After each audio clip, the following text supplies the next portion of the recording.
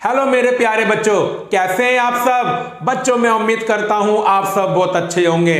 बच्चों मैं आपका दोस्त आलोक जैन आपका स्वागत करता हूं वैम्स एकेडमी में। बच्चों आज की इस क्लास में मैं आपको एक्सरसाइज 9.1 का क्वेश्चन 12 करवाऊंगा। बेटा ये क्वेश्चन भी ना बहुत इंपॉर्टेंट है, तो बेटा बस आपको एक काम करना है, इस वीडियो को पूरा देखना है, प्रॉपर नोट्स बनाने हैं, फिर देखना बच्चों इस क्लास को देखने के बाद ना ये क्वेश्चन आपको बहुत ज्यादा सिंपल लगेगा। तो चलिए मेरे प्यारे बच्चों एक नए जोश के साथ शुरू करते हैं आज की क्लास।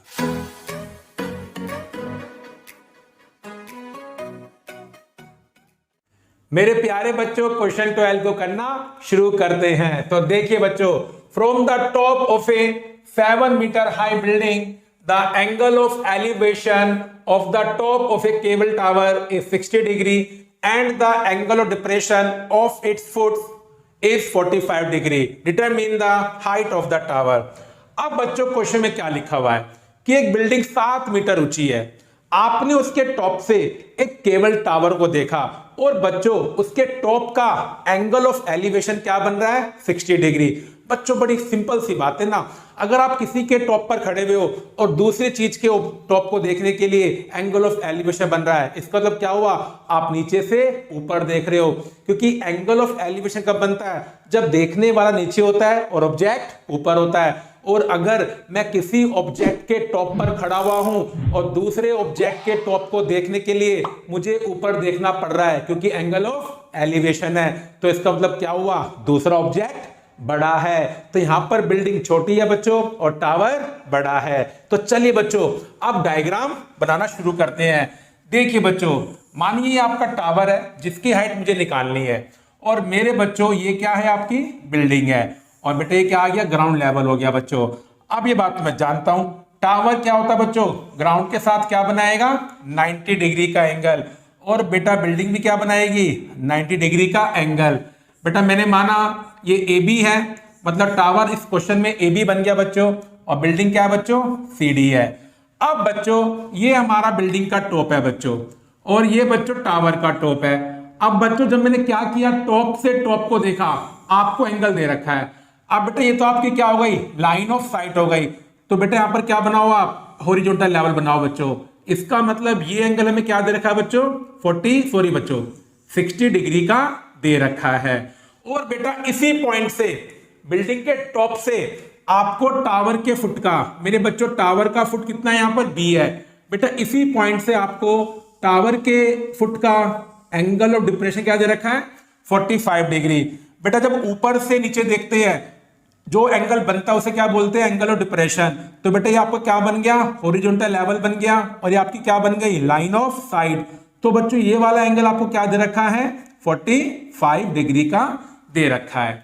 और बेटा आपको क्या निकालनी है, टावर की हाइट निकालनी है, आपको ए बी निकालना है।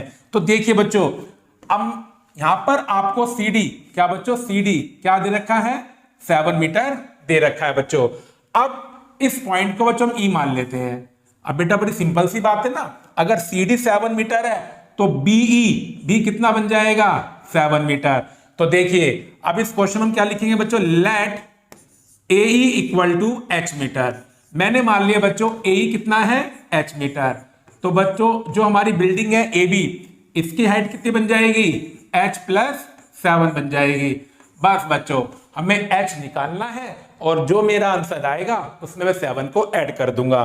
तो बेटा हम क्या लिखेंगे, height of building, height of sorry बच्चों टावर लिख दीजिए आप पहले, height of tower A B. बच्चों क्या बन गया इस क्वेश्चन में h प्लस 7 मीटर। और मेरे बच्चों हाइट ऑफ बिल्डिंग क्या बच्चों, हाइट ऑफ बिल्डिंग बच्चों क्या है इस क्वेश्चन में सी डी। बच्चों मैंने बिल्डिंग को बच्चों क्या माना है, फिगर में सी डी माना है, और बेटा उसकी हाइट क्वेश्चन में क्या गिवन है 7 मीटर। देखिए बच्चों मैं आपको दोबारा डायग्राम बताता हूं। बिल्डिंग के टॉप पर खड़े होकर आपने टावर के टॉप को देखा और आपको दे रखा है एंगल ऑफ एलिवेशन। इसका मतलब क्या हुआ, बिल्डिंग छोटी है और टावर बड़ा है। अगर आप बिल्डिंग पे खड़े हो और टावर के टॉप को देखने के लिए आपको ऊपर देखना पड़ा बच्चों, क्योंकि एंगल ऑफ एलिवेशन क्या शो करता है कि मैं नीचे से ऊपर देख रहा हूं। अगर आपको ये नहीं पता बच्चों कि एंगल ऑफ एलिवेशन नीचे से ऊपर बनता है, फिर आप इसका फिगर नहीं बना पाओगे। ये आपको ध्यान रखना है बच्चों, ये मैं आपको इंट्रोडक्शन वाली वीडियो में सब कुछ पढ़ा चुका हूं। चलिए बच्चों, अब एच को निकालने का प्रोग्राम बनाते हैं। मेरे बच्चों देखिए, मैं ट्राइंगल सीबीई में बड़े प्यार से क्या लगा सकता हूं बच्चों, ट्रिग्नोमेट्री, क्योंकि बेटा ये वाला एंगल भी कितने का बनेगा, 90 डिग्री का बनेगा।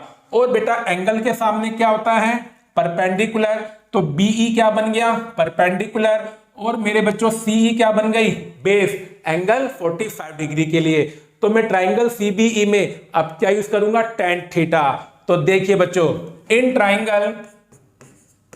Triangle CBE comma we have, और मेरे बच्चों एंगल क्या लेंगे, tan 45 डिग्री, मतलब एंगल 45 डिग्री लेंगे बच्चों। अब देखिए बच्चों, बीई आपका क्या है इस क्वेश्चन में, परपेंडिकुलर, और सीई कितना है बच्चों, बेस है। तो बच्चों क्या बनेगा, बीई अपॉन में सीई। ठीक है बच्चों, tan 45 डिग्री की वैल्यू 1 होती है बच्चों, बीई 7 है बच्चों, और यहां से क्या निकल कर आ जाएगा बच्चों, सीई। तो बच्चों सीई की वैल्यू कितनी आ गई, 7 मीटर आ गई बच्चों। चलिए बच्चों, अब देखिए ट्राइंगल एईसी। अब मेरे बच्चों इसमें एंगल क्या है, 60 डिग्री का। एंगल के सामने एई क्या बन गया, परपेंडिकुलर, और बच्चों सीई कितनी बन गई आपकी, बेस बन गया बच्चों। अब बच्चों सीई में निकाल चुका हूं, वहां से क्या निकल कर आ जाएगा, एई, और बेटा एई को हमने क्या माना है, एच माना है, तो यहां से बच्चों एच की वैल्यू आ जाएगी। तो बच्चों मैं क्या लिखूंगा, in triangle AEC comma we have, और मेरे बच्चों एंगल कितना है, 60 डिग्री का है, और ये बन जाएगा एई अपॉन सीई। और बच्चों tan 60 डिग्री की वैल्यू क्या होती है, √3।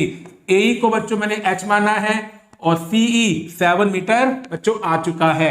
यहां लिखूंगा 7 फ्रॉम 1 बच्चों। अब मेरे बच्चों यहां से मैं क्या करूंगा, क्रॉस मल्टीप्लाई, तो बच्चों एच कितना आ गया, 7√3। तो therefore height of cable tower बच्चों, या खाली टावर बोल दो, उससे कोई फर्क नहीं पड़ता बच्चों, हाइट ऑफ केबल टावर जो मेरे बच्चों मेरे फिगर में क्या बनी थी, h+7 बच्चों, h कितना है, 7√3। अब बच्चों 7 क्या आ जाएगा, कॉमन आ जाएगा। तो मेरे बच्चों हमारे इस क्वेश्चन में जो टावर है उसकी हाइट कितनी आ गई, 7 ब्रैकेट में √3+1। तो देखिए बच्चों ये वाला क्वेश्चन भी क्या है, वेरी वेरी सिंपल है। बस मेरे बच्चों आपको 1 या 2 बार प्रैक्टिस करनी है, फिर ये क्वेश्चन आपको बहुत अच्छे से समझ में आ जाएगा। मेरे बच्चों प्रैक्टिस जरूर करना, क्योंकि मैथमेटिक्स ना बिना प्रैक्टिस के नहीं आता है। तो चलिए मेरे प्यारे बच्चों, अब मैं आपको मिलता हूं अगली वीडियो में। जब तक बच्चों अपना ध्यान रखें, और मेरे बच्चों पढ़ाई भी घर पे दिल से करते रहें।